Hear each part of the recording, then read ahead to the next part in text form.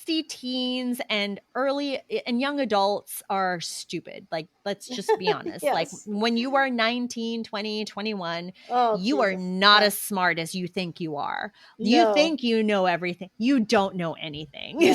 So, yeah. You are listening to the We Are Not Safe for Work podcast. Your hosts, Renee and Nadja, will dive into all the different reasons why some entrepreneurs become unemployable. And we're recording. Okay, good. So, how are you, Nadja? I'm doing awesome, Renee. How are you? I'm doing really good. Yesterday was my birthday, and that was fun. Happy birthday. Thank you. Thank you. I'm glad you Okay. had a fun birthday though, because I really did. it's always good to celebrate yourself. I agree. And it was particularly fun. I got some really cool gifts, and that is always fun, honestly. So, I love Yes, I gifts. love Yeah. presents. Me too. I got a new keyboard that looks like a typewriter. What? I know, it's crazy. I'll have to show it to you later. I would show it to you now, but the packaging will be very noisy. So, Oh, okay. yeah. So it's funny that you say that because the other day I was talking to my brother on Bluetooth in my car, Hmm. and he was asking about something specific to work. And so I was telling him, okay, this is what you need to look up. This is what you need to, these are the steps that you need to take to do X, Y, and Z. And my husband was in the car with me and he could hear the typing. And he's like, is your brother typing on a typewriter? Yeah. But it wasn't. It's just the keyboard he has is the mechanical one because Hmm. he likes the tactile feedback. And I'm Me like, too. personally, I love that too. Like, I like being able to press and feeling that the keys are Hmm. being pressed and that there's a sound when you press the keys. Yeah, I'm very old school in that regard, I guess. Yeah, I actually have. I think I can officially say that I now am collecting mechanical keyboards. I'm building a really no. I mean, like seriously, that's why I got one for my birthday. I've been building a collection for Christmas. I got four mechanical keyboards, and I just rotate through them. It's just really fun. I feel like it's a fun way to, I don't know, spruce up the work experience Yeah. and keep it kind of interesting. And then, like, if I'm feeling bored or kind of bummed, I can switch out my keyboard, and they're bright and colorful and have bright lights, and some of them don't. And I don't know, it's just a thing because there's not a lot to it. When you work from home, there's not a lot going on really. So yeah. Yeah, absolutely. I think maybe that's something I should do. I mean, I've got a keyboard. I have an external keyboard, but it's, Hmm. the really boring, like it's the Apple one, you can see. Yeah, But and it that's a it does great have the keyboard. number pad. Yeah, and that's nice. That's really cool.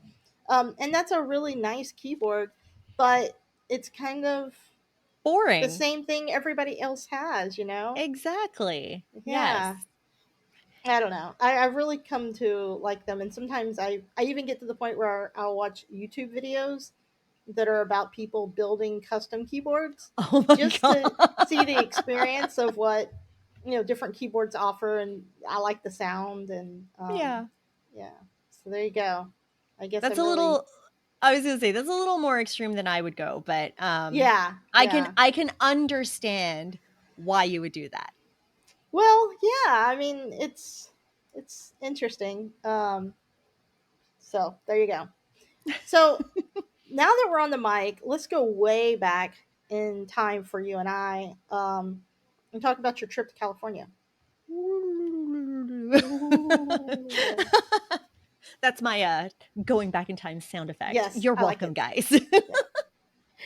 Okay, yeah, so I attended it was a leadership retreat in California. It was in Palm Springs Desert. It was amazing. It was a very intimate retreat. There were like 20 attendees, which was, I mean, That's a small. Yeah, it's a small yeah, group.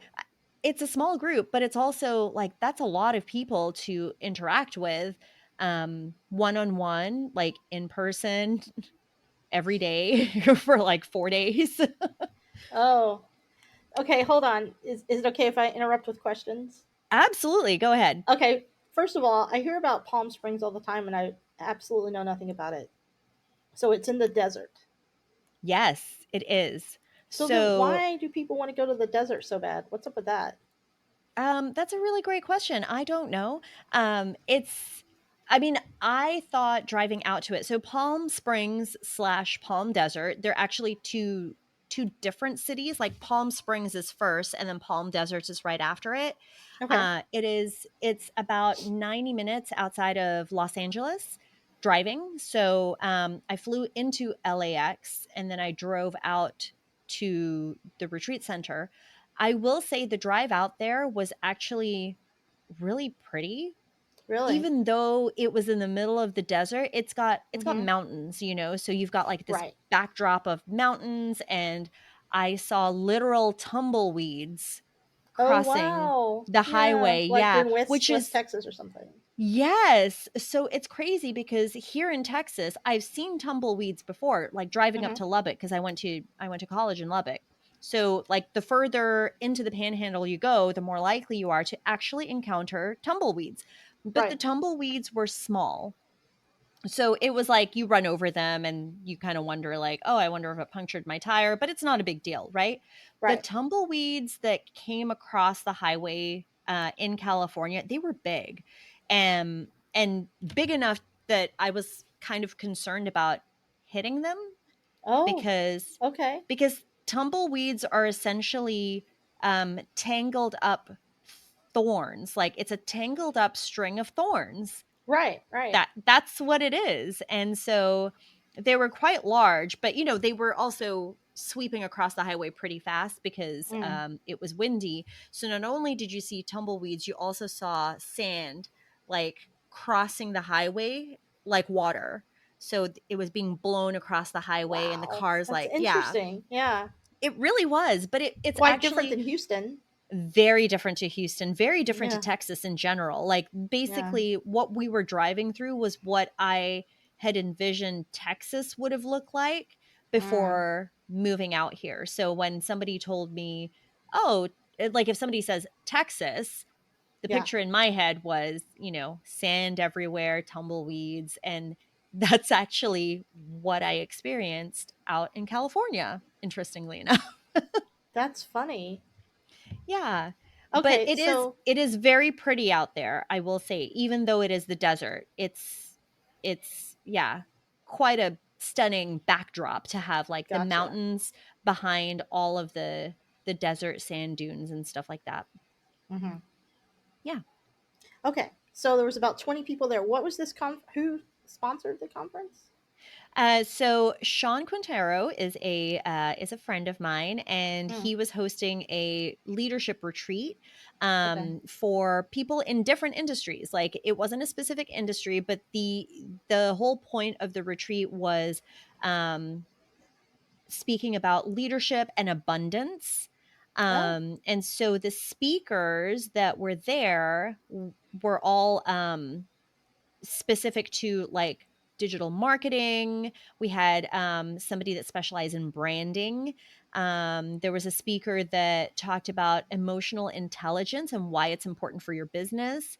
And then I was part of it was kind of like a hot seat panel. So basically I got to talk about my business for a set amount of time, and then the audience got to ask questions about like my offer, kind of break it down and pull it apart and really give me great feedback on like what to keep, what to change, what works, what doesn't work, that kind of stuff. Mm-hmm. So it was a lot of fun because I was able to represent like the working mothers, the working parents um, of the entrepreneurial space, since a Mm-hmm. lot of people that see massive success very, very quickly, they're either single or they're a couple that have no children, or I mean really that's what it comes down to, right? Like it's not very common to hear about the success stories of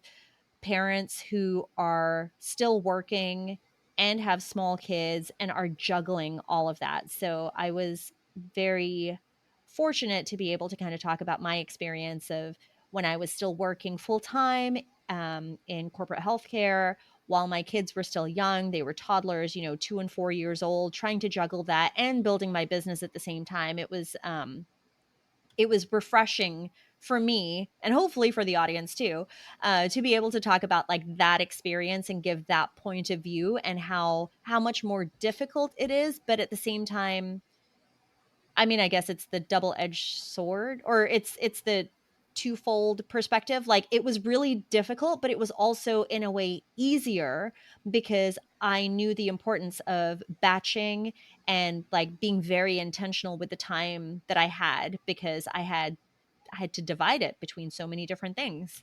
Right. I think that's a good point. I think my biggest current challenge is that I have gotten too relaxed with my time, Oh, because okay. when I first started entrepreneurship, I still had a kid at home, a teenager, but still. Yep. And so I did have to work because I was a very highly active parent. I had to work when she was at school. And now I have all of this time that I can work or not work or just think about working. So that's a really interesting point. Sometimes the things that feel like limitations actually enhance the situation. Yeah, and I mean, I think it's interesting that you're saying you feel like you have too much time, because isn't that the reason why you started this whole thing anyway, in order to have too much time so that you can choose what to do with the time that you have and when, like you decide when you Yes. work, when you're not going to work. So I'm just curious to have you kind of dive a little bit deeper about why you think that might be more of a hindrance right now. Well, let me explain. I think it's what is it Parkinson's law? What is it? The law that a task will expand to the time allotted? Sure. I can't remember, but I know what you're talking about. Yeah, you know what I'm talking about, right? Yeah, I can't Yeah. remember either. Um, I think in my case, I have true freedom at this stage of time. Uh-huh. I can go to bed when I want. I can wake up when I want. I can work when I want. I mean, I have some parameters because I have a team, right? Yeah. But even that is loose, loosely defined because they're mostly self sustaining. Um, but there's still a lot of work to do for me. But I can Right. do it whenever I want to do it. So therefore, and it can take as long as it needs to take. So I have gotten too relaxed with achieving goals or when I should do it. And I spend a lot of time thinking about, oh, I should go do that. For example, Andy and I get up every morning and we have coffee time. It's very important to us. And we don't have a limitation on how long that lasts. We have an idea of how long it should last. It should only last about 30 minutes. On average, it lasts about 2 hours, right? Okay. So, um, I could have accomplished a lot more for the work to grow the business further and more profitable if I had used the an hour and a half of that time for work. But instead I used it for leisure, which to your point is good, but when you have a year like we're having, it's not particularly good. I should be more focused on getting more done. But everything takes a long time, so therefore sometimes the motivation is harder to get the gumption. Sure. Yeah, I know it sounds weird, but I think it would be nice to have some more parameters in my day. Yeah. Yeah. Yeah, it's so interesting that I mean, we talk about it all the time, how priorities shift, like our priorities change almost daily, if not by the minute, right? Like Yeah. what we place emphasis on changes Hmm. depending on the situation that you're in. And Right. so like I mean, we could get really philosophical and be like, does work even matter? Like, does anything that we do even matter if at the end of the day like everything is made up? Yeah. Like Right. currency is a made up thing, time is a made up thing, like work is a made up thing. So if we're enjoying ourselves in the moment of what we're doing, isn't that what life should be all about?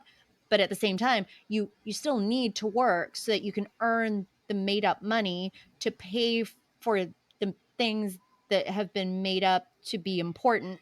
Like, Well, I know, and it's funny you say that because man, we're getting so far off base of California. But I know. um, I realize that money is this strange thing now, because, and I just mean money in itself. I don't mean how much we're making. We're Mhm. having a terrible year. I've been pretty transparent about that, but I rarely actually touch money, right? It's such a strange Mhm. thing. I everything I do is invisible. If the electricity goes off, so does my business, right? I Yep. don't have anything tangible in my life. I mean, as far as money goes, right? Because I make intangible, I build an intangible thing that is only exist in the cloud computer world, and then I Right. get paid through PayPal that I then transfer to my bank account, and all of my bills are auto drafted from there, or or I pay them electronically. Yeah, I don't everything even you know where have a is checkbook is. ones and zeros. Exactly, everything. And so it's so strange to think, well, why don't I have enough one or zeros? Or maybe I can have this thing. Like, I went to, a couple of weeks ago, I went to the casino in Oklahoma, and I got some actual cash. I couldn't remember the last time I had cash in my hand. It was a Oh, strange wow. feeling having, money. Yeah. Because money, I don't know what it's like for you, but money just doesn't have a feel anymore. It's like a Yeah. strange thing I just move around in the clouds. It's very odd.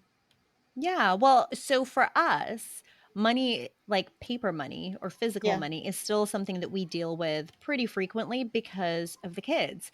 Ah. Like even though the school systems have um shockingly uh moved forward technologically with the times and things like that. Mhm.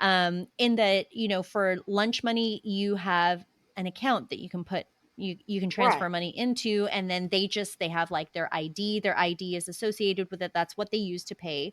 But there are times where, like they want snacks and stuff like that. And Mhm. if they don't have enough left over inside of their lunch account, because we have designated this is how often you're going to be buying your lunch, they can bring cash to pay for things like that. Okay. Yeah. Now, the pandemic did change a lot of that. I think that's kind of part of the sudden push towards like cashless, meaning you load money into your kid's account and everything is associated with their student ID. Mhm. Um, and because even like the, oh, what is it?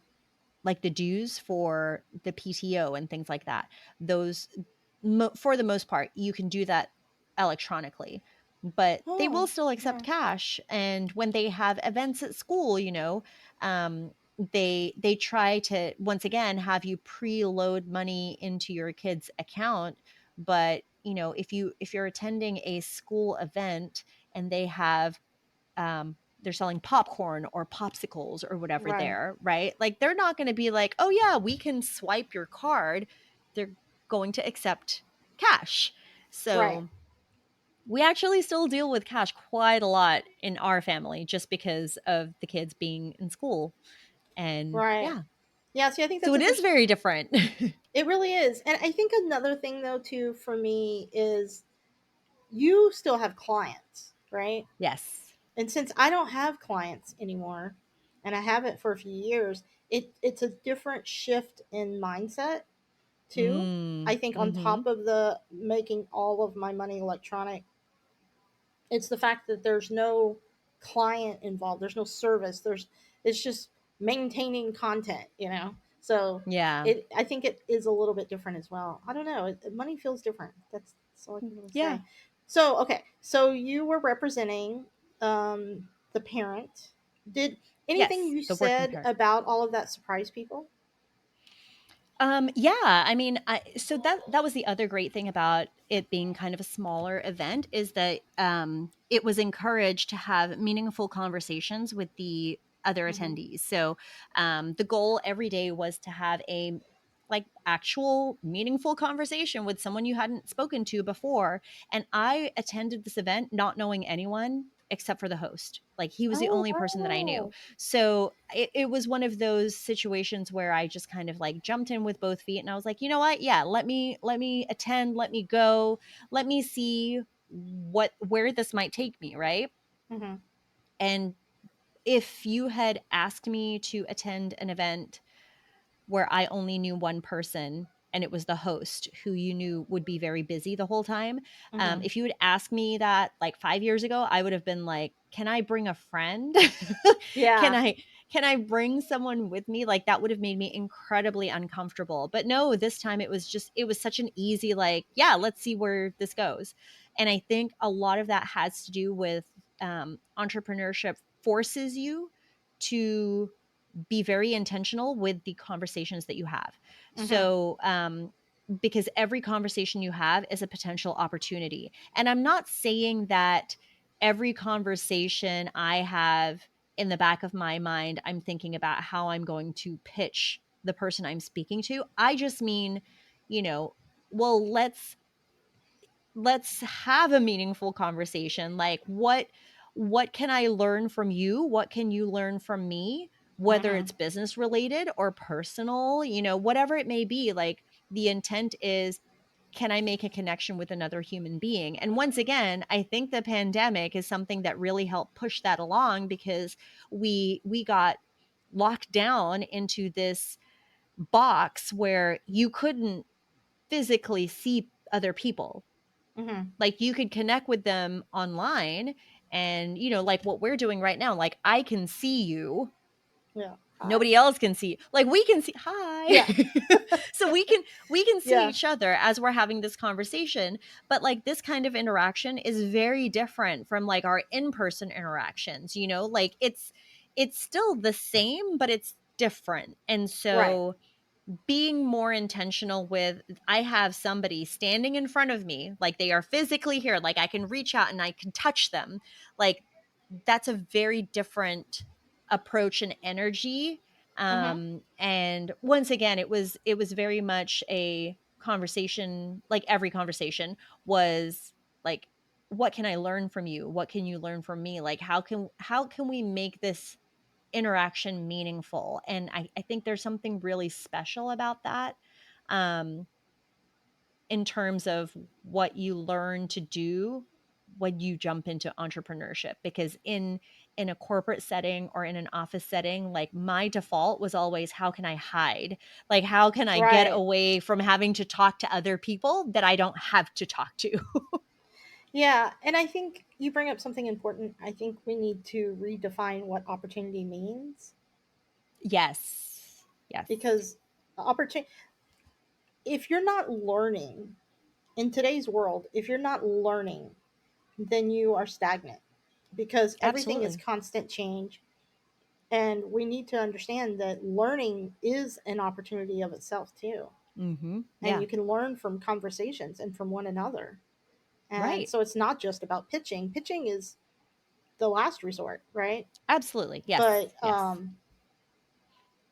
opportunity is what we see, what we how we react, what we Yep. do with the information that comes to us, Mhm. because ideas come from conversation, you know? Yeah.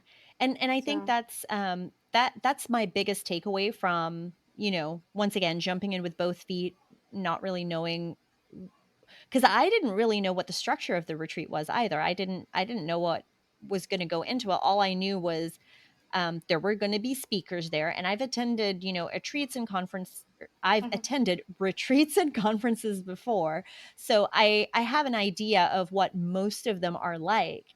But I loved how different this was, because instead of spending, 6 hours a day, like learning lecture style, where somebody stands in front with a slideshow or a presentation, and then, mhm, they're talking at the people.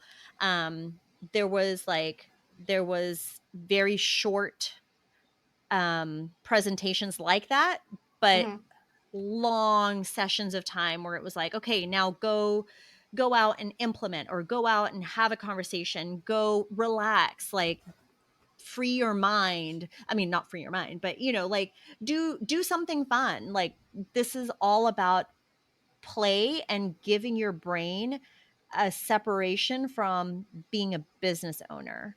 Like, yes, the opportunities are here, but maybe if you have a little bit of fun, you'll have more ideas, more ideas can flood Right. in because you're not worried about the next thing you have to do for your business. Now it's just, oh, well, I'm surrounded by other people who understand what it's like to be a business owner. Like they understand the things that we worry about, the things that we that keep us up at night, the things that we find, I don't know, importance in celebrating, because they're very different from what other people want to celebrate or what keeps other people up at night.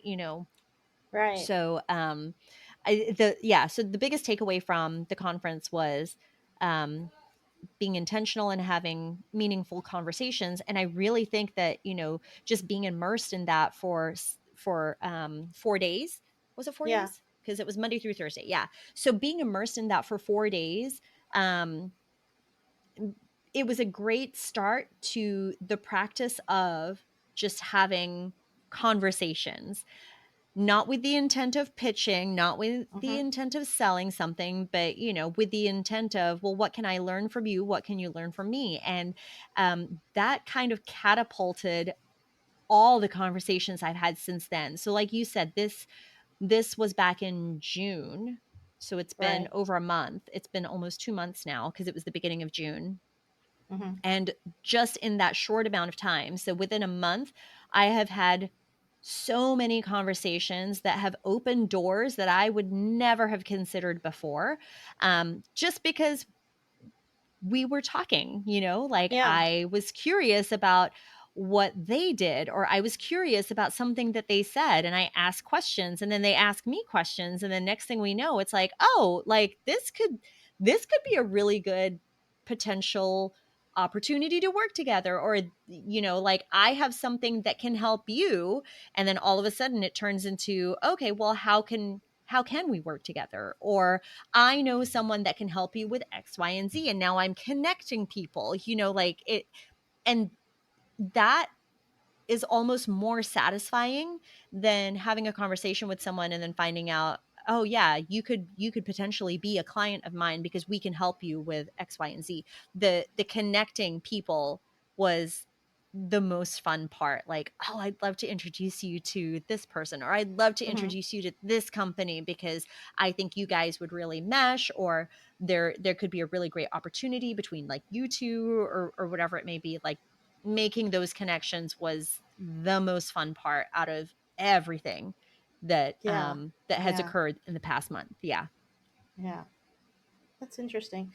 So, do you have any specific, like something that you walked away that you changed Oh my beyond? gosh, so many things. So Yeah. many Okay. things. Like, do you have the time? I do. Oh, well, I mean, like the biggest thing that I walked away was we revamped our offering. Like we became very specific about the industry that we're going to work with, because um, right now we've kind of had a hodgepodge of clients. We had Mm-hmm. clients in the healthcare industry. We have online businesses. We have online startups. We have wellness startups. We have coaches. We have gym owners. Like that's how diverse our client pool has been so far. Yeah. Um, and then we because of the conversations that I had, we made the decision to just like kind of go all in on healthcare, or wellness and healthcare, because I have so much background in that industry and my networks are in that industry. So like, why not utilize the network that I've already built out to help them, but then also to help grow our business. And so yeah, that was the biggest thing, was getting really specific about who our ideal client is. And they Yeah. are private practice owners who are not affiliated with hospitals. They want to remain independent. They want to remain private practices. They want to be privately owned. And the reason for that is because with insurance or reimbursements changing, a lot of the groups that are contracted with insurance companies, they're not getting reimbursed at the rate that they used to. Basically, the Mm. insurance companies, I mean, I could get on my soapbox about this, but insurance to me it's a terrible business for consumers because they are not acting in the best interest of the patient. They Right. are acting in the best interest of their shareholders' bottom line and profit margins. Like that's all they care about. So the fact that insurance, health insurance is such a big business, Mm-hmm. like to me that's wrong. Like it shouldn't be that way because people are missing out on life-saving treatment because somebody that is reading a script that has no medical background has gone through the yes and no prompts and said, oh, well, it's not medically necessary. So the insurance company will not cover that treatment plan or whatever, even though it was a freaking doctor who said, this person needs this treatment plan. So once again, it's the person behind the screen going through a series of yes or no, flow charts Mm-hmm. that's deciding if this person will be able to get whatever treatment it is their doctor has recommended. And I think that's just wrong. But yeah, I think it's important for these private practices to continue to thrive and survive because Mm-hmm. they are the ones that are causing competition in the industry because it gives people options. So Yeah. if the insurance company is not going to cover it, they have the option of going to a private practice clinic that will probably just do cash only. And sometimes those cash prices, I mean, it's called cash, but you know what I mean. I Like do. the I do. self-pay prices Yeah. end Mm-hmm. up being cheaper than going through insurance that you pay for every single month anyway. So Yeah. it's a big racket. Like I get really worked up about that because I'm just like Oh, bring them down. there's. I'm not gonna go down the rabbit hole, but because there's so much there. But there have been literal tears in my household today because of insurance companies. Uh-huh. Yes. Yeah. Yep. So I am. We are. We will transition back to that after this call, because here in the house, because we're dealing with these things right now. So Yeah, I totally understand I what think you're that saying. would be it could be a completely separate episode, like just Oh. talking about insurance as entrepreneurs, because that's the other thing. I am Oh. very fortunate that my husband has a like through the company that he works for, because he still has a Mm-hmm. full-time job. um our health insurance is through his company, Right. because You're we so looked fortunate. yeah, we looked into health insurance for self-employed or for Mm-hmm. companies that like providing my company paying Yes. for health insurance for our staff. And it's just like, what? Like these are the premiums, but this is the coverage. It Oh, it's makes horrible. no sense. No It's sense at so all. bad. It's so Yeah. so bad. Like, yeah. Yeah. I mean, right now we're dealing with it because Andy had a client.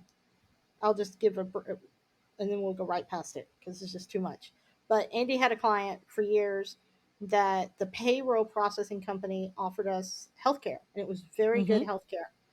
And the client merged with another company and no longer need her, so she no longer has that payroll company. So we went on Cobra and we paid many, many thousands Oh of my dollars up gosh, front, Cobra. Yep. and they won't give us our care. So now we're in between where we each need some medication that's very expensive, but Mhm. they're saying we're not covered, but they keep pulling thousands a month out of our account. And it's so bad that she actually today called I forget, some government official, like some kind of government assistance program that's like a watchdog thing, Uh-huh. and they're helping us try to fight through this because Yeah. they've taken thousands from us, And and then they won't give us refusing. yeah, Yeah. refusing care. And so Oof. yeah, it's a Oof. very frustrating thing, and I'll Yeah. leave it Well, at that. maybe that's going to be the next thing that we Maybe. record, because it's And maybe very. I'll have some ideas of what to do because we're still Yeah. fighting through it. And I forget who she called. Let me see. It's like an advocacy group, right? Yeah, some kind of advocacy group. Yeah. U.S. Department of Labor is who she Uh-huh. called Yep. today. Yep, Yeah, yep, yep. and they're being really helpful to her today. I don't know. She's dealing with all that while I'm here. So, Mm-hmm. yeah, it's crazy. Yeah, It's ridiculous. I We can. would have been better served just to pay cash, like you Yep. said, you know. Yeah. But now we're in this loop where we've given them, because they wanted back pay, forward pay, all Oh this my stuff, God. and then Yeah. they put us on an auto draft. So now they're auto drafting and still not covering us. So Mm-mm. it's Nope. crazy. Nope. Yeah. Have you heard of I think it's called Cost Plus. Hang on, let me look it up. Okay, yeah. It's called Cost Plus Drugs. Oh yeah, I It think so. Yeah, so it's Mark Cuban from Shark Tank. Yeah. Yeah. Hmm. Uh, so he has partnered with like a pharmaceutical company that they basically make generic versions of a lot of common drugs, Hmm. and so it's no insurance. It's all low prices. So if you are able to get by with like the generic version of Right. whatever medication you need, you can get it Unfortunately, through there. some of the medications that Andy takes, the generics just don't work for her. Yeah. Well, Yeah. and that's the other thing, that can be a whole other, Oh episode yeah. too, like talking about the pharmaceutical companies and things like that. Because once again, background in healthcare, I have a lot of experience in that from, just the administrative side, but also from a consumer side because, Hmm. of the medical ailments that my husband has Hmm. and how we Hmm. have dealt with the insurance with what he has to deal with, and it's enough to like make your blood boil. It makes us want to leave the country, but we Oh won't. yeah. Like I said, I mean, yeah, no, yes, we should make a new episode about this, because especially once we get past this, then I will have more Hmm. information that I could share, and then you could share a lot, because you have a lot more than I do. But Oh, and then we're going I through it can right talk now. about camp in that episode too. Yes. So that's Yes. something to it's like a teaser for everyone. So you got to Right. stay Right. tuned so you can hear all about camp, and all the things that Renee has gone through, all the things that we have gone through. And I've also learned that it's all significantly different depending on the state you live in too. It sure is, yeah. Yeah. Which is So stupid, that's, but whatever. yeah, that is stupid, but here we are. So back to communications. Yeah. Yeah. Okay. So, you talked about being a parent and an entrepreneur. Did people Yes. have a lot of questions for you about that? Like, are there people that are They considering having children that are Yeah. entrepreneurs in that So group? it was actually so I was one of the, I guess, like the middle.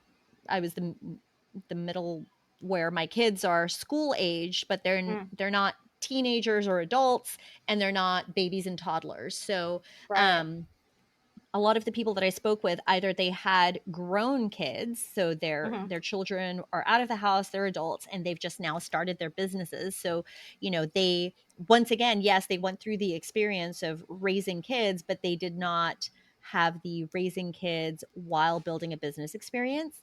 Yeah. Um, and then we had the other side of the spectrum where they're single or they have no kids, or they're thinking about potentially, oh, well, maybe we'll start our family soon.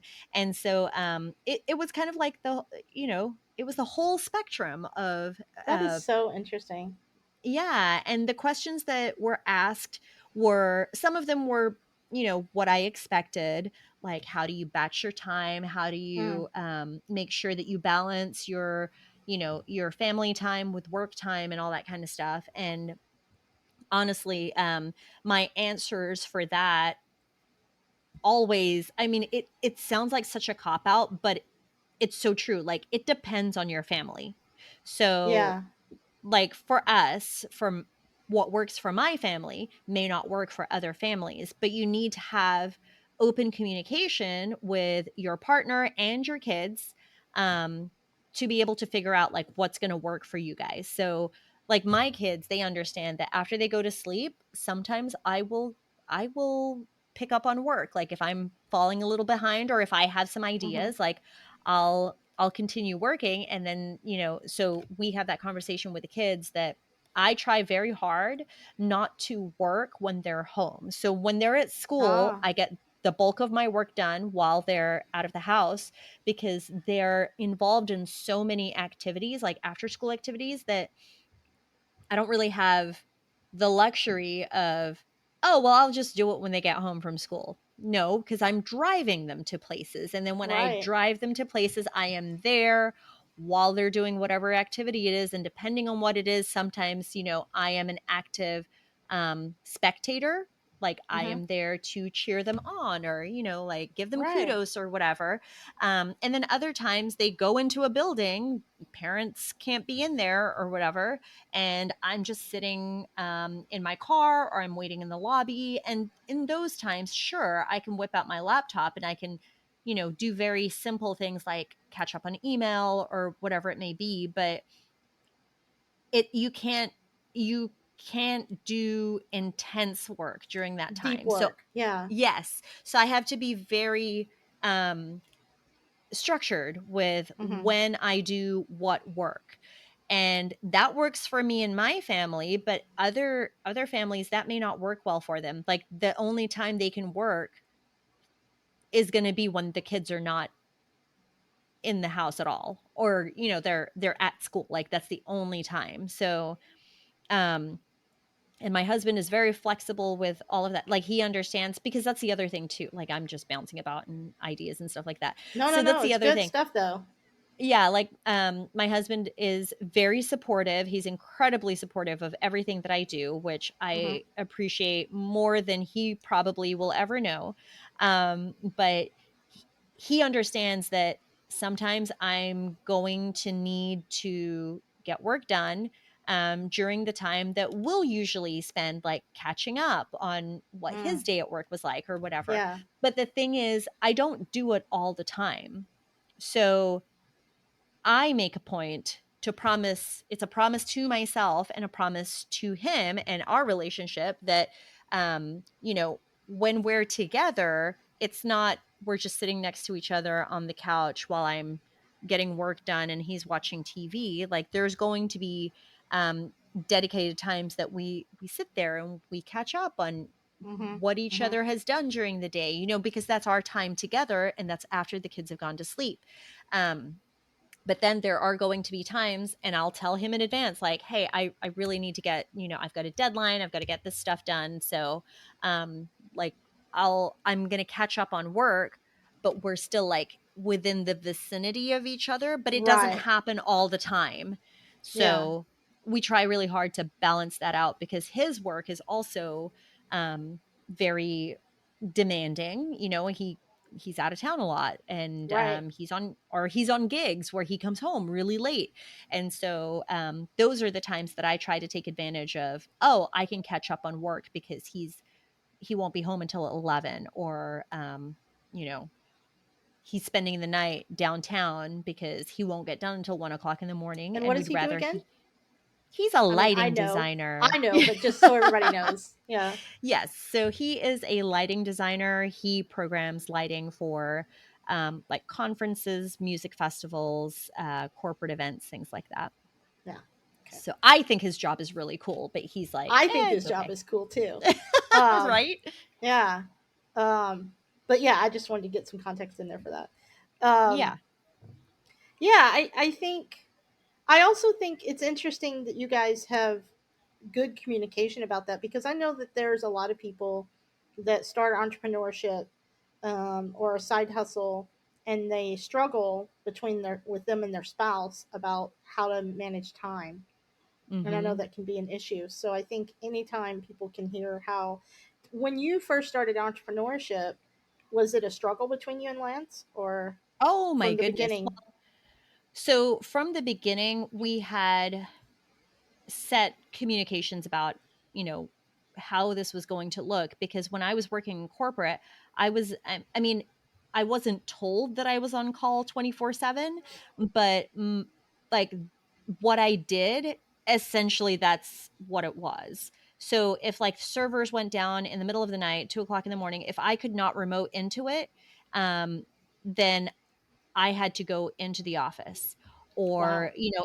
if something would happen where the power would go out at the facility or whatever, then I would need to come in no matter what time it was, because I needed to make sure that like the MRI machine especially was not going to quench its helium, because when it overheats it I releases have no idea helium what that means, but it sounds down. bad. Keep Yeah, going. it Sorry. is. It's bad in that, MRI machines, they use helium to stay cool. So MRIs are Oh. big magnets that take images. And Mm-hmm.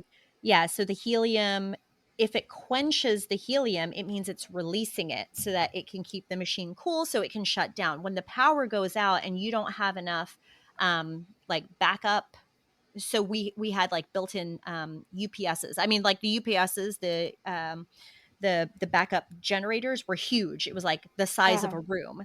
Right. So there was enough power to be able to like shut things down properly where it did not release the helium, because at the time, I mean, there still is a helium shortage, but at the time, with the helium shortage going on, it was going to cost like $500,000 to replenish Whoa. the helium. So you did not want that helium quenched. Right. You wanted to Right. make sure that it was shut down correctly. Gotcha. But because of that, so I mean, I would go into work early, I would leave late, I'd be called in the middle of the night, I would work weekends, like I was always working. And I chose to do that. Like that wasn't Mm-hmm. something that, that I was told you have to do this. I'm like, it made it easier for me during my workday if I could just take care of it, right? Right. So when we had kids, it became more difficult, because if he was out of town and something happened overnight, I mean, I was calling security. I was calling security telling them, "Hey, I have to come into the building. Can you meet me at the office?" They would show up. They would walk in with me and my sleeping children. I would Oh. put them in cots that I had inside of my office Oh so my that I could Lord. go take care of work. So, um, basically what it turned into was a conversation of, you already have no time. Yeah. How are you going to work on a side business? Like, Right. what is being sacrificed in order to do this? And so from the beginning we had conversations about it, because I really didn't have much time already. Mm-hmm. Mm-hmm. So, and I wasn't going to sacrifice like sleep and things like that, but yeah, so from the beginning it was a conversation that we had very early on, because he was concerned about my mental well-being. He was like, Right. I don't want you working 20 hours a day and you only sleep 4 hours, and you have like the kids to worry about, um and regular work, and then your side hustle. Like, how is this going to affect you mentally? Like, that can't be good for you. You can't sustain that. Right. So yeah, the conversations were had very early on, and it was an intentional, oh, I'll work on my business after hours, like 1 or 2 hours, um nothing longer, just, yeah, just very, very small pockets of time that I could find. And then I'd Yeah. work on my lunch break too. So during my lunch break, I'd work on my side business stuff. Oh. Um, Yeah. but I was also in a very unique position, where the owner of the company that I worked for and the director of the company, they were all very entrepreneurial. So they encouraged entrepreneurship. I love telling people the story of how he always had a State of the Union. So he would have a State of the Union meeting with the entire staff like twice a year. He would shut Yeah. down the office early, and he would like buy everybody lunch, and it would just be like an update of, this is what the medical environment looks like in this country for the next Mm-hmm. 6 months. This is how it could potentially affect us. This is how it's affecting us now. So we were included in a lot of those big picture discussions that usually owners don't include, Right. the little people. Um, The little people. Yeah. I mean, that's basically what we I were, know. right? Like, I we were know. just the little Yeah. worker bees. And he would always remind us that our positions there in the facility, it should be a lily pad. Like, we shouldn't be in the same position for years. Like, he was like, don't stay stagnant. Like, you should be using this as a lily pad to something better.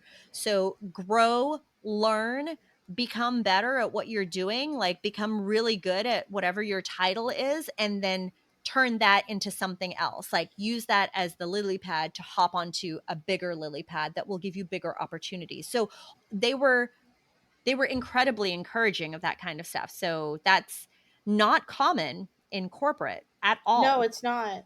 I think the entrepreneurial ideas and just concepts really translate well to corporate life, because Mm-hmm. the average person only keeps a job for 18 months these days, right? So Yeah, um, you have to treat your job with forward thinking. absolutely. Yeah. Yeah, and I think that people need to really consider that. Yeah. So, I And think so that's I think that's interesting. part of, Go ahead. oh, see, now we're talking. Yeah, No, I was just going to say, I think that's also part of why the retention at that facility was pretty high. Um, yeah. in terms of staff, like the staff stuck around for years and years and years. So I was an employee for 8 years there. The See, that's director had, good. Yeah. yeah, the director had been there like 15 years or longer at that point. Wow. The radiologists have all been working there for, I mean, now it's because it started in like 1998. So you're talking like 20 plus years Wow. working with the same company. That's a long time. That is a long Like, time. that's the kind of stuff that you don't hear. I mean, you make it No, 5 years and people are like, whoa, you've been there forever. I But know. I know. Yeah. yeah, we had a lot of people that were double digits, working at that company. And I think it was because of the support of, yeah, be better, become better. Like, you have this position, yes, but you can always be better at it. Like, we will help you with courses, and if you want to take classes to get more certifications or whatever. Like, they were very encouraging of that kind of stuff. That's awesome. Do you think, going back to the communication with Lance, your husband, do you think that y'all's communication about you starting entrepreneurship were so good because you're um, high school sweethearts? Like, do you think y'all worked on your communication for so long that you were good about it, or do you think it's just your personalities? That's a great question because I've never really thought about it. I mean, I guess considering we essentially grew up together, Mm-hmm. and long distance is hard to begin with, like with a long distance relationship, because he went to UT Austin and Mm-hmm. I was at Texas Tech in Lubbock.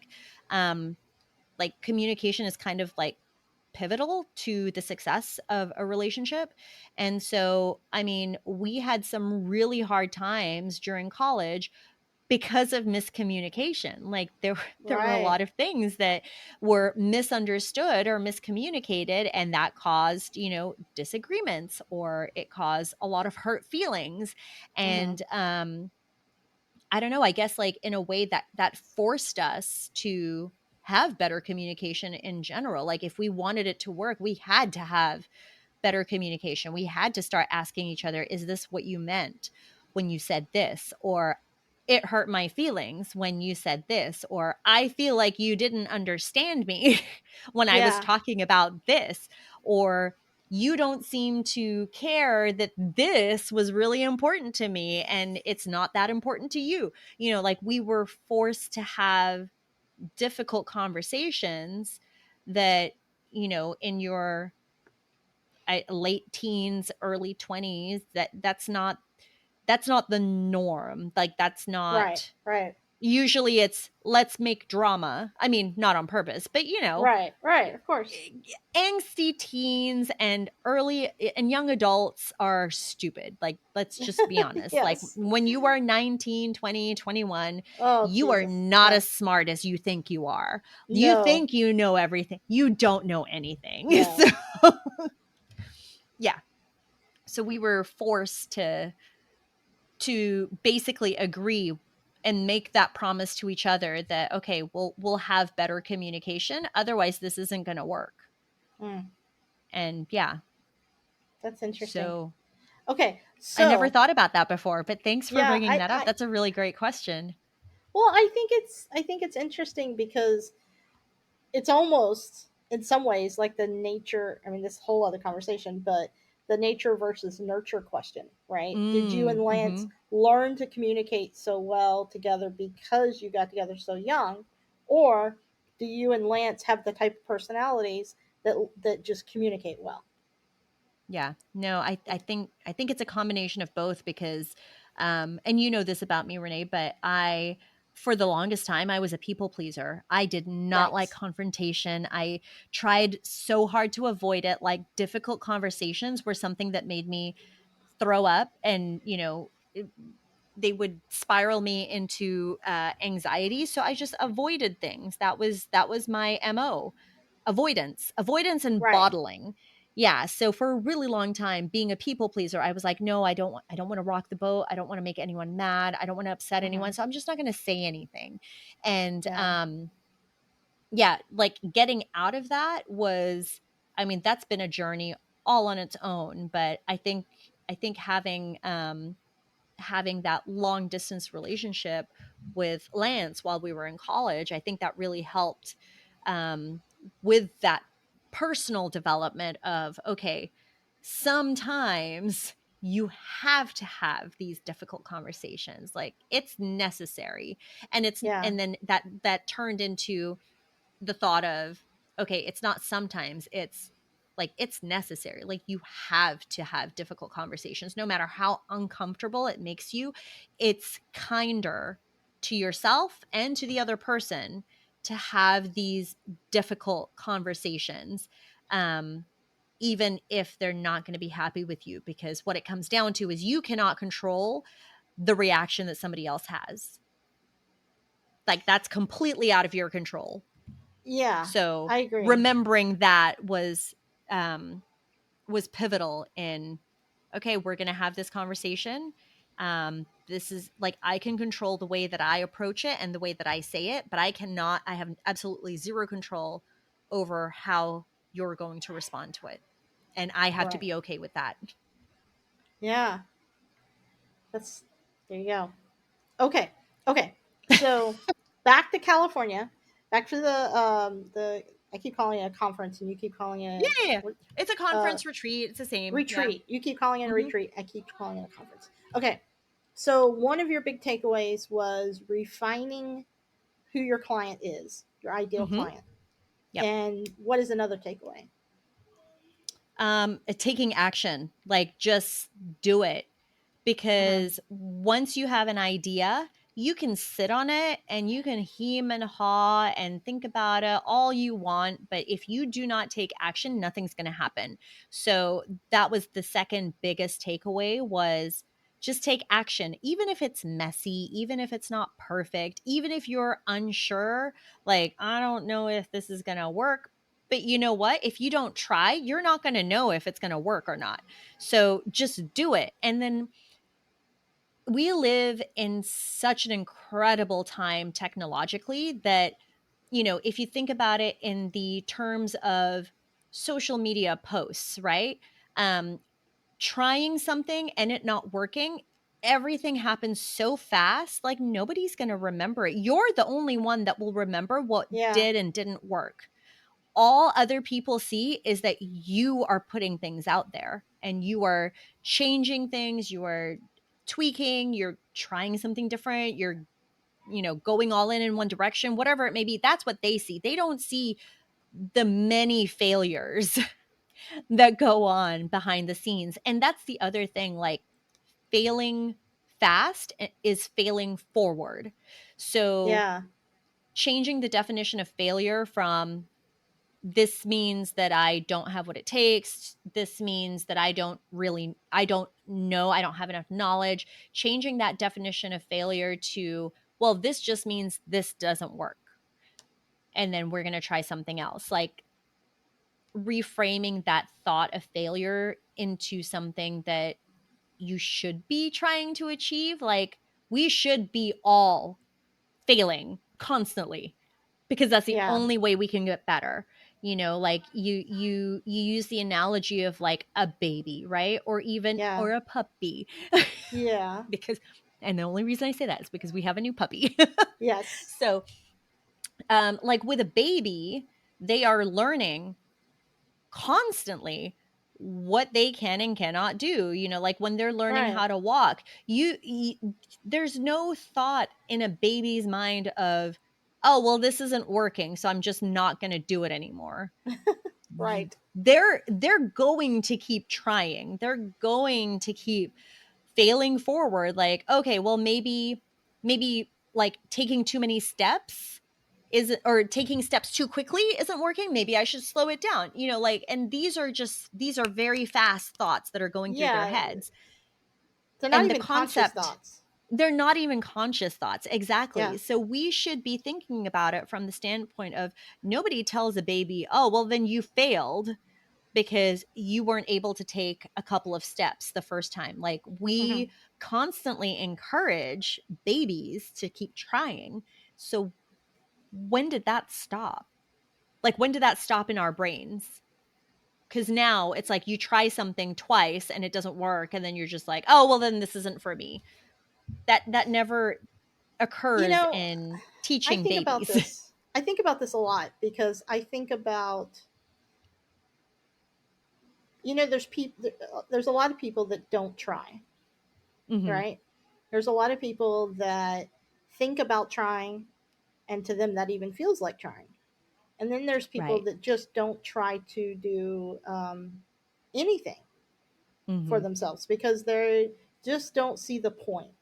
They like, Right. entrepreneurship or having a business or starting a blog, or that's all for someone else who has some magic, right? Um, Right. and they don't, Why not you?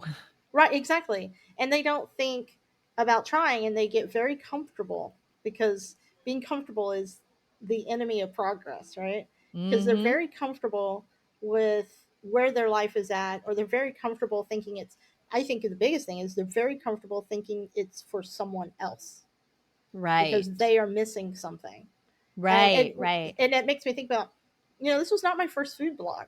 I've started a couple of others that failed miserably because they were dumb, Hmm. but or just too niche even. Like I had this blog for a while called Experience Mac and Cheese, and it was just a blog about nothing but mac and cheese.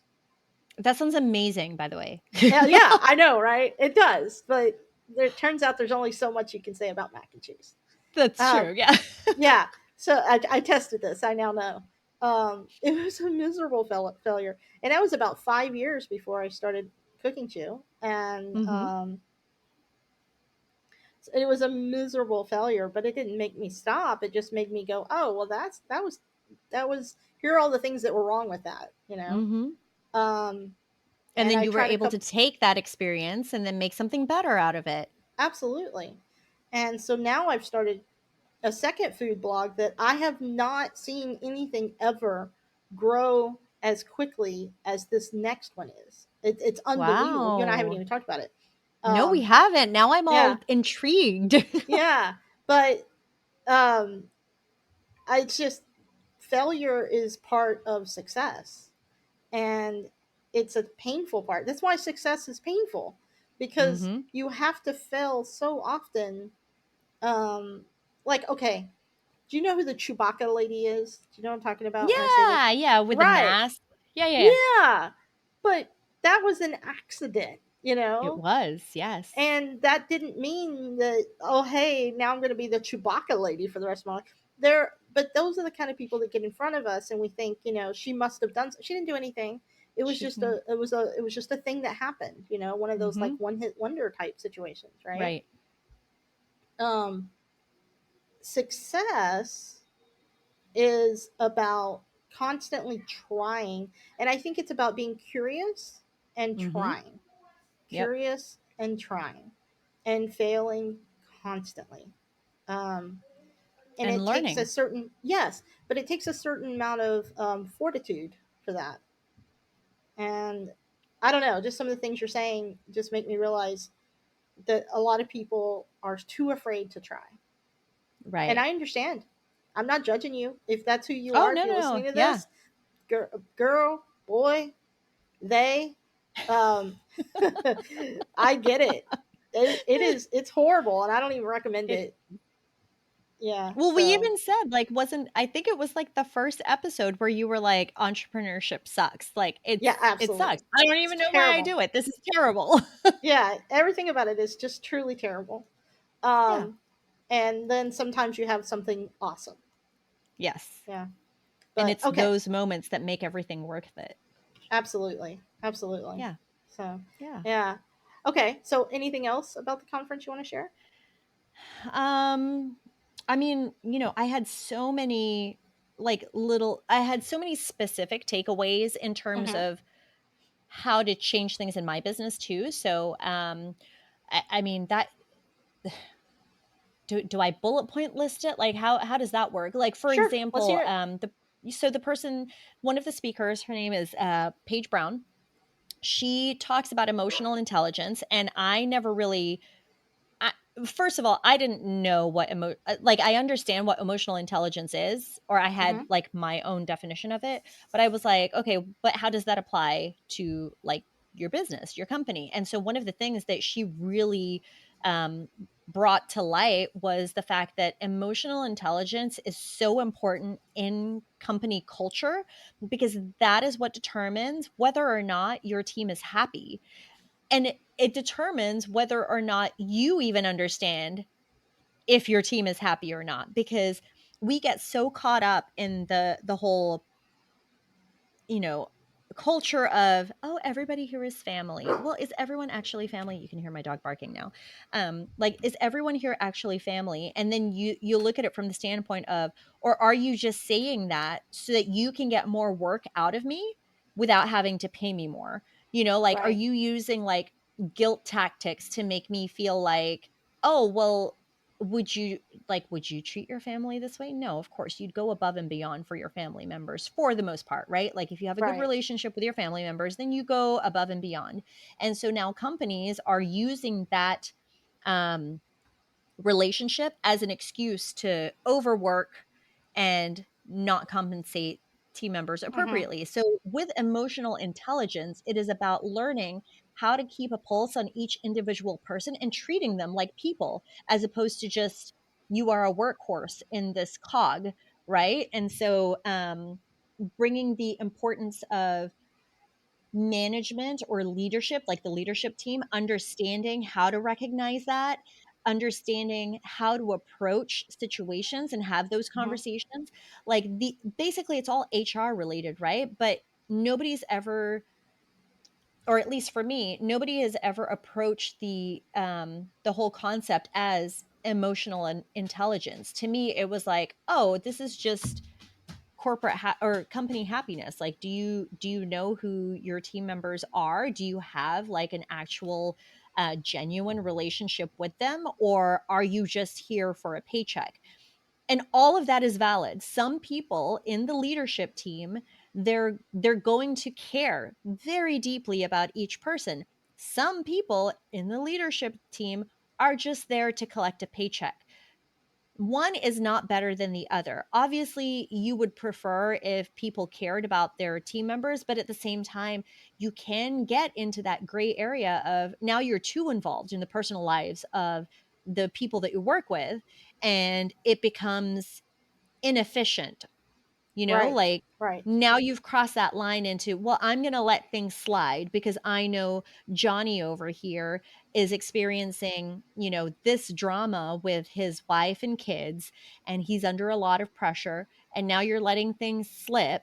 You're allowing that to happen. But, but Jenny over here has the same situation, but you don't have the same kind of relationship with Jenny. Mm-hmm. So Mm-hmm. Jenny can't get away with the same stuff that Johnny is getting away with. And now there's favoritism, or the appearance of favoritism. Like it's finding that balance. So learning about emotional intelligence and how you as the owner of the company or the leader of the company should not be the one taking care of the emotional intelligence of your team. Like that should be a designated person, whether it is HR related or you bring in a contractor like Paige to deal with like training of emotional intelligence and keeping a pulse on that kind of stuff. Like that was something that to me, I was like, oh, that's just something that big corporations do, right? Like people or Right. companies that have over 50 employees, but it's still so important in small businesses too. So even if you have a team of 5 people,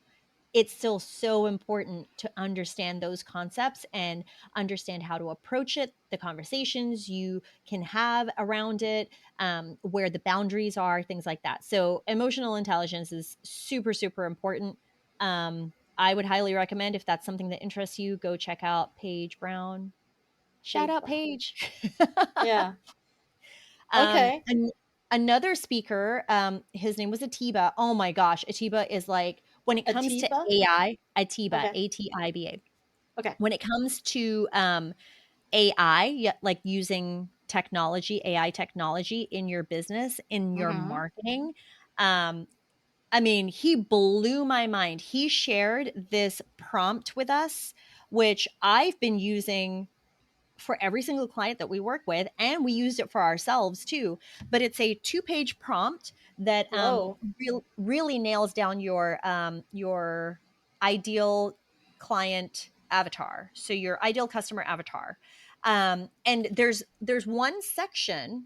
There's only like, I think it's like 5 questions that you need to answer that's specific to your business, your Uh-huh. industry. But the 2-page prompt breaks it all out into like, based on your response, it gives you like psychographic information. So it really gets down to the nitty gritty. Like your ideal customer is between the age of this and this. Their industry, they work in this industry. These are their hopes and dreams. These are the things that keep them up at night. These are their secret desires. Like it really breaks it all down. So it gives you an amazing starting off point for content. So now you have very specific information about your ideal customer, that you all you did was answer 5 questions, put it into a tool like Chat GPT, like into an AI Yeah. tool, and then it spits out all this information for you. And then from there, you can say, based on the hopes and dreams of this ideal customer avatar, give me 5 blog topics that addresses the hopes and dreams. And then it'll give you the topics. Wow. And then you can say, I really like blog topic number 2. Write or give me an outline of this blog, and then it does gives you an outline Mm-hmm. of the blog, and then from there you can say, based on this outline, write me a 1,500 word post Mm-hmm. about this topic. Yeah. Wow. And Yeah. so yeah, so just amazing. He's such a genius when it comes to, Wow. yeah, utilizing the AI tools in a way that it actually gives you quality content. Like it gives you quality Mm-hmm. information to build Mm-hmm. from. And that's one of the things that Atiba was really like focusing on too. He was saying, these are not tools intended to replace people. These are exactly what they are. They're tools. They're They're tools to be tools. used by people, and it's not a lazy way out. Like you can tell immediately who has used Chat GPT or whatever AI Mm-hmm. prompter, Sure. Yeah. um, for all of their content versus somebody who has used it as their inspiration, right? Absolutely. Yeah. Yeah. So I mean, like his stuff just blew my mind too. Like that one prompt that he shared, Yeah. I That's was able to amazing. build so much from it, and I'll share it with you, Renee. Please do. Maybe we'll share it with everybody else here. Like we can put a Maybe. That's a link to great. the Yeah. prompt. Yeah. Yes. Yeah. That's And great. yeah, so that was another, and then one of the other speakers was talking about branding, and how essentially like you have a brand, like your brand voice is not what you think it is. Interesting. So basically changing the approach of your brand voice and brand identity. It's basically like it's an entity. It is it is something that, like when you think of Tesla, or not even Tesla, I'm sorry. If you think, oh, Oh. what happened? That was my puppy. She got swatted by the cat. Oh no. That sounded so bad. I know. She's okay. She just Okay. got scared. That's all. Yeah, Okay. she's okay. Um, but like when you think of an electric vehicle, right? Hmm. What are you thinking of when you think electric vehicle? Oh, Tesla, Tesla. Yeah, right? 100% absolutely. Tesla. Yeah. Even though all the other car manufacturers also produce electric vehicles, and they Yeah. have produced electric vehicles and electric vehicle hybrids since before Tesla. But Tesla's brand voice and their brand image is so strong. Like, that's what you know them for. You That's know, right. Tesla is the electric vehicle. It Hmm. may not be the best electric vehicle, but you know immediately EV, Tesla. That's right. That's what it is. Yes. Yep. So so basically they were talking about like how you can build your brand into, as soon as somebody thinks of a concept, your your company is the first one that pops into mind. So like um structuring your brand voice to become that. Like Yeah, see, to that's really interesting because that's something that I've been thinking a lot about, and I have zero idea how to do that.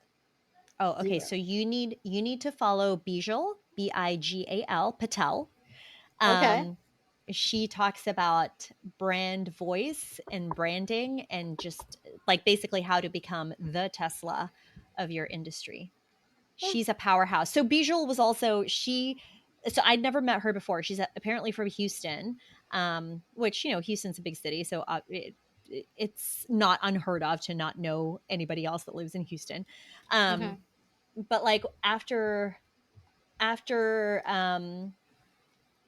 my Q&A session, she she had come up to me and she grabbed me by the shoulders. Like, it was super intense because this was like the first conversation that I had with this woman, right? She Uh huh. grabbed me by the shoulders and she's looking me in the eye and she was like, Nadja, I hope you know how much of a fucking badass you are. And I was like, oh, okay, yeah, thanks. I don't know how to accept this. But like, it was so intense, but also she made me believe. Like, her doing Yeah. that, I was like, yeah, I am a badass. Like, what just happened? Well, first of all, you are a badass. That is true. Oh, Yeah. thanks. No, it's true. But that's okay. So, how did that help you? Oh, Are like you I said, changing your? it helped me by taking action, because having Yeah. somebody believe, like a complete stranger, have that strong of a belief in me, like Hmm. during our first interaction ever. And it wasn't even like a one-on-one conversation. She was just hearing me answering questions. And then she came up to me afterwards and then said that to me. Like that, I don't know, it changed something in me, to where, yeah, now I've just been taking action. When I have an idea, I've just been kind of running with it and being like, well, Yeah. what can I do immediately to at least implement this or start a conversation around it or whatever. So, but whereas before I'd be like, oh, well, let me ask like one or two people that I know would like actually respond to me, Hmm. and then I can have a more I can have a more exact response, or I my expectations are already set. um Basically, like, let me find my yes men and ask them the questions. Right. So Interesting. but for some reason, like, her having that belief in me, I'm like, you know what, it's just a question. Whoever Yeah. responds will respond. The people that don't respond, they're not going to respond. Once again, something that is completely out of my control. I have Hmm. no control over who decides to continue a conversation with me about whatever it is I'm asking about. But the people that say yes, those are the people I want to talk to anyway. Right. Proud But of I you. forgot what the original question was. I I don't know. Actually, I was just curious do you feel like you're, I guess I'm curious, do you feel like you are enhancing, stepping up, or changing your branding? Absolutely. Yes. Okay. I feel like because of that new approach, like a new way of thinking about branding, and then once again, just the fact that a complete stranger felt the need to tell me how much belief they had in me and what I Mm-hmm. do, it was kind of like it ignited something is what had That's happened. awesome. So That's awesome. yeah, the past month has been a lot of action taking. Like, granted, a lot of it has been conversations, but Mm-hmm. um, you know, so many opportunities have opened up from those conversations that I would never have expected. Like, just to quickly go over them, like we're alpha testing a product with a SaaS company that has developed technologies with DARPA. Like, where that's not something I ever expected to be a part of. Another conversation that opened up was I, you know, I met somebody who is a federal agent, and we kind of talked about like what my company does and what we offer and things like that, and she was telling me, that is missing from federal agencies. Have you ever considered working with, like, contracting with federal agencies about your operational management, like your systems automations? And I was Uh-huh. like, no, because that feels like, you say that, she said it, and I was like, no, that's way too advanced, that's way too, like, above my pay grade, and working with federal government, blah blah blah. And she was like, no, there are grants out there, by the way, if you are a technology company or you are dabbling in technology that could help, um, government agencies, you Mm-hmm. need to look into this, because she said there are grants out there for companies that do research and development for technologies that can be used for federal agencies or government entities. Wow. So there is money out there for companies that are willing to invest in the research and development that they don't have time to do. Interesting. So keep that in mind. But That once is again, very interesting. Yeah. that was a conversation that I never expected to have, or even like consider going down that avenue. But I'm like, well, hey, there's an opportunity there. I don't know where that door leads. I don't know where that's going. I don't know what Mm-hmm. that could become, but why not look into it? Like, why not expand on that conversation? And yeah, so I had another conversation with with another company, that they focus on children's healthcare. So it's a children's hospital based in Kenya. And Oh, interesting. one of the things, like, we had a power hour session, and something that she had said, and I'm so glad it was recorded too, because thank you so much, Isa, for having this kind of response too. She had said she has spent thousands of dollars on contractors that promised, like, operational systems and automations and things like that. And just in our hour-long conversation, I had given her so much more information and actionable items than the Yeah. thousands of dollars she had spent with all these different companies. So I was like, that makes me feel good knowing that, And I'm not surprised at all. Yeah. oh, you guys, like, just give me too much credit. And I No, you've appreciate it. earned I it. accept it. Thank you. Yeah. No, you've earned all of that credit. Yeah. Yeah. So like I said, these are conversations that I never expected to have, but um the doors have just been opening because I Mm-hmm. had the conversation to begin with. So, Yeah. um, just that's just what communication can do. And once again, these were not conversations where I went into it thinking, how can I make you work for me or with me, or how can I turn you into a client? These were just genuine, like, that is so interesting what you do. Please tell me more. And then conversation came from that. So, yeah, Yeah. That's just awesome. to tie it all together. Yeah, no, that's really great. Well, we could talk all day, but Absolutely. Yeah, without question, we have. We have Yeah, done that before. Yeah. we sure Um, have. yeah.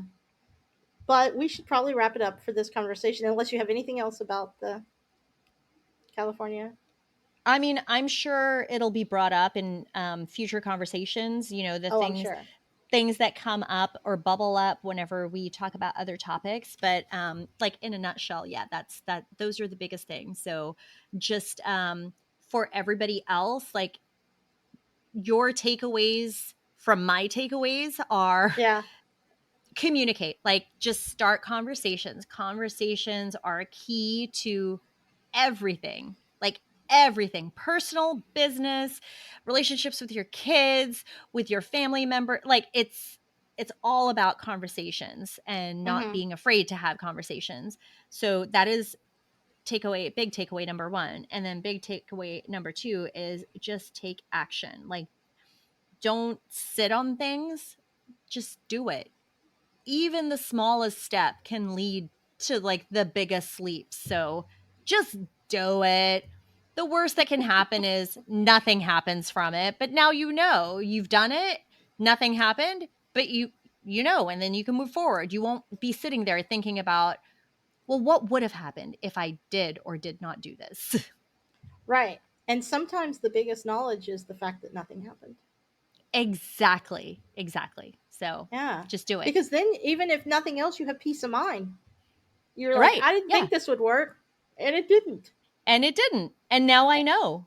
And I That's can move right. forward. I can move That's right. on and do something else. Yes. Yeah, totally. Sometimes I Yep. think there's no way this is going to have any impact, and it does. And I'm like, really? Yep. I don't know why. And then that's the worst Exactly. part, by the way, is you're like, I don't know why this works, so then let's try it again. So Yep. see if we can Yep. figure it out. Absolutely. So I feel like I Yeah. totally hijacked this like entire episode. So I'm sorry, guys. You had No. a lot of my voice in your ears today. No, this was really good. I think it was great. I think it was a great conversation. So glad. So no, that's the whole point. We want to hear what you have to say. Yay. Well, I want to hear what Yeah. you have to say too. Oh Lord, yeah. I'll tell you something that I want to talk about as a teaser next time. Is this week, Tuesday night. There are I'm not gonna spoil it. I'm gonna save it for next time. But there are only a couple of true blogging emergencies. And sometimes you don't know to tell people to not do things, or you are not clear enough in your communication. And so the other Uh-huh. night, I came downstairs and Andy was on her computer, and I was crawling into bed, literally laying down, and she told me something, and I can't run, as you well know. They probably don't know Mm-hmm. that, but you know that. And I leaped out of bed, hollering out, "Oh my God," and was running up the stairs to fix this problem. Oh my goodness. Okay, so yeah, that is a cliffhanger if ever there was one. That's right.